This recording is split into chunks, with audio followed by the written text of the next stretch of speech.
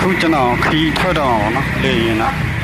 ကျွန်တော်ဘောတစ်ခါမှမျိုးလေရင်မရှိဘူးပေါ့ခီးထွက်တာအဲ့မျိုးလေရင်နဲ့တစ်ခါမှမထွက်ဘူးအခုပထမဆုံးမနော်အရန်လမ်းပြော့ပါအရန်ရင်ခုန်ပါအတိုင်းတရဝန်တာပါနော်ခိစားခုနဲ့တွားပါအရန်ပြုံမိပါလေရင်တစ်ခါမှမရှိဘူးဘောရှင်းပြောပြအနီကတော့မတွေ့ဘူးလေရင်ဆိုတာနော်အခုမှတွေ့ဘူးလား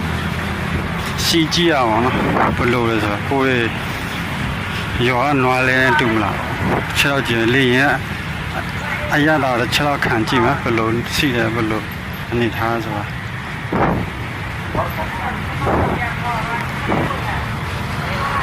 ခုမှစီးပါတော့